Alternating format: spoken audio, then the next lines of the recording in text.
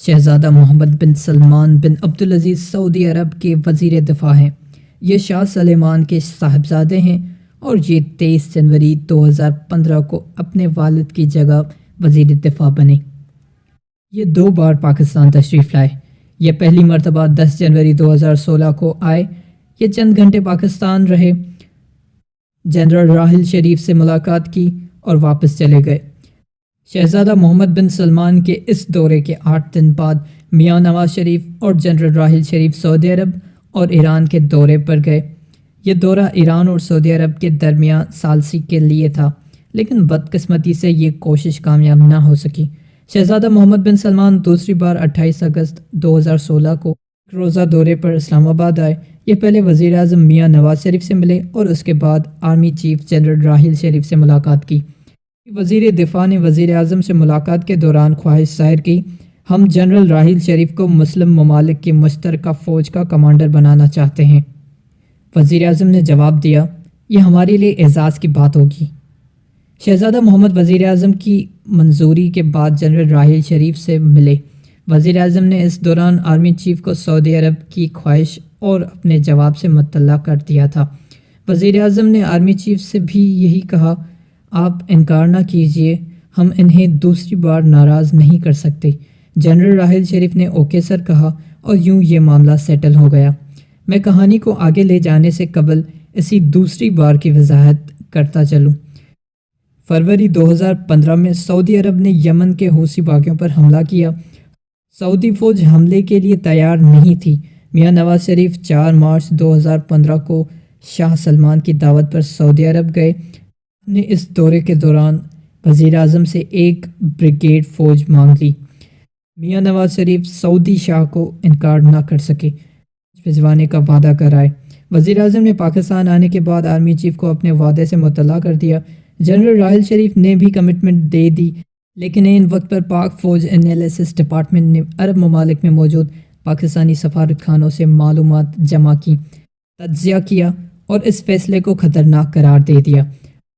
فوج نے army chief کو پریزنٹیشن دی۔ جنرل راحل شریف کو بتایا گیا، سعودی عرب کو فوج بھجوانا غلطی ہوگی، ہمیں عربوں کی داخلی سیاست میں نہیں پڑنا چاہیے۔ یہ پریزنٹیشن دیکھ کر پریشان ہو گئے اور انہوں نے اپنے ساتھیوں کو بتایا، میں وزیر اعظم کو کمٹمنٹ دے چکا ہوں۔ جنرل راحل کے ساتھیوں نے اس کمٹمنٹ کو غلط قرار دے دیا۔ آرمی چیف پریزنٹیشن لے کر وزیر اعظم کے پاس چلے گئے۔ وزیر اعظم کو تمام خطرات سے آگاہ کر دیا۔ وزیر اعظم بھی پریشان ہو گئے اور انہوں نے آرمی چیف سے کہا، ہم شاہ سلمان سے وعدہ کر چکے ہیں، ہم اب اس وعدے سے کیسے بیک آؤٹ کریں گے؟ جنرل راحل شریف نے وزیر اعظم کو سیاسی حل تلاش کرنے کا مشورہ دیا۔ وزیر اعظم نے آرمی چیف سے اتفاق کیا اور حکومت یہ معاملہ پارلیمنٹ کے مشترکہ اجلاس میں لے گئی۔ پارلیمنٹ نے 10 اپریل 2015 کو 12 نکاتی قرارداد پاس کر دی۔ قرارداد میں حکومت کو پابند کر دیا، پاکستان یمن سعودی عرب بحران میں غیر جانبدار رہے گا۔ اگر خدا نخواستہ کبھی حرمین شریفین کی سلامتی پر حرف آیا یا کسی دوسرے ملک نے سعودی عرب پر حملہ کیا تو پاکستان حرمین شریفین کی حفاظت کے لیے سعودی عرب کے کاندھوں سے کاندھا ملا کر کھڑا ہوگا۔ حکومت نے سعودی عرب کو پارلیمنٹ کی اس قرارداد سے مطلع کر دیا۔ سعودی عرب حکومت نے پاکستانی حکومت کی مجبوری تسلیم کر لی، لیکن شاہ وعدہ خلافی پر خوش نہیں تھے۔ وزیر اعظم اور آرمی چیف کو پوزیشن کلیئر کرنے کے لیے 23 اپریل 2015 کو سعودی عرب جانا پڑا۔ وزیر اعظم نے 28 اگست کو آرمی چیف کو ماضی کی اس وعدہ خلافی کا حوالہ دیا تھا۔ ہم شہزادہ محمد بن سلمان اور آرمی چیف کی ملاقات کی طرف آتے ہیں۔ سعودی وزیر دفاع نے 28 اگست کی ملاقات کے دوران جنرل راحل شریف کے سامنے بھی اپنی خواہش کا اظہار کیا۔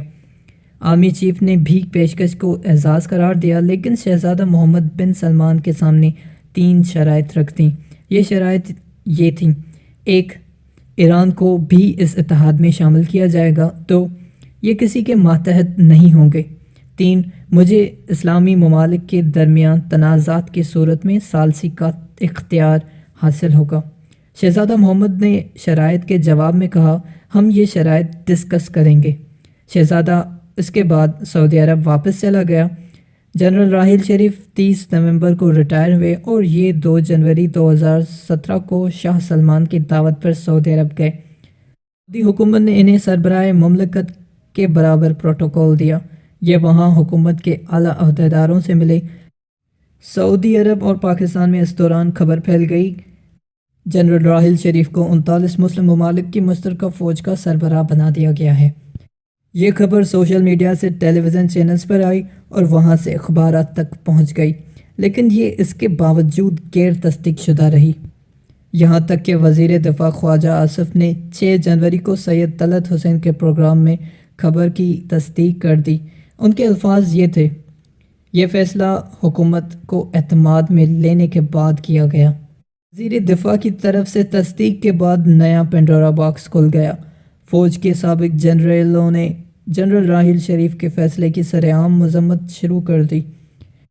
اینکرز نے بھی وزراء سے پوچھنا شروع کر دیا، جنرل راحیل شریف نے یہ فیصلہ کس سے پوچھ کر کیا؟ NOC کس نے جاری کیا اور حکومت نے انہیں یہ اجازت کیسے دی؟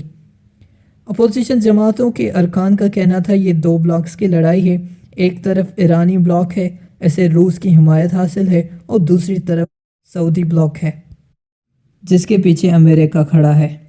یہ 2 مسلکوں کی لڑائی ہے، ہمیں اس لڑائی میں کسی ایک بلاک کا حصہ نہیں بننا چاہیے۔ 9 جنوری کو چیئرمین سینیٹ رضا ربانی بھی میدان میں کود پڑے۔ انہوں نے وزیر دفاع خواجہ آصف سے ایوان میں وضاحت مانگ لی۔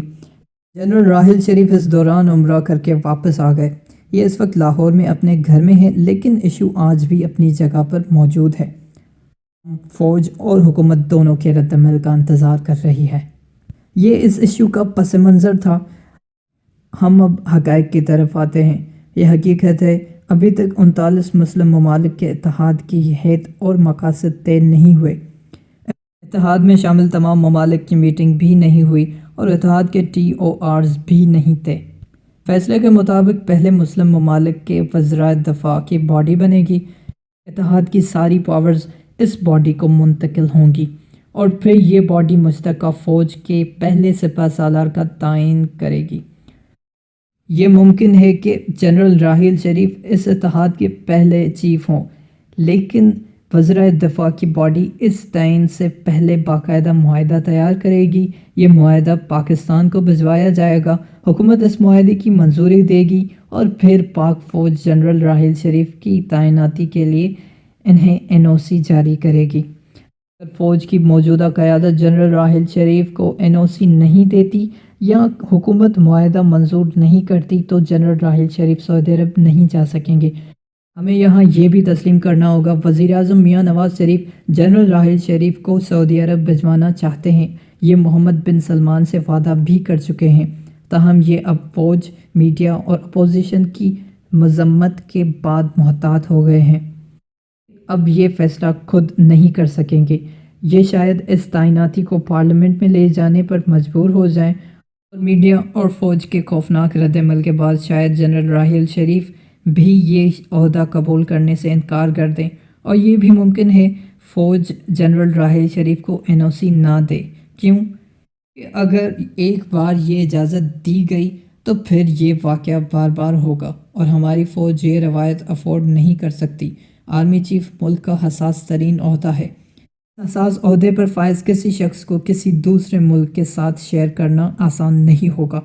فوج شاید یہ روایت نہ ڈالے اور مجبوری کے عالم میں اگر جنرل راحیل شریف کو سعودی عرب بھجوانا پڑ گیا تو شاید انہیں ماضی کی معلومات کو خفیہ رکھنے کا حلف اٹھانا پڑ جائے۔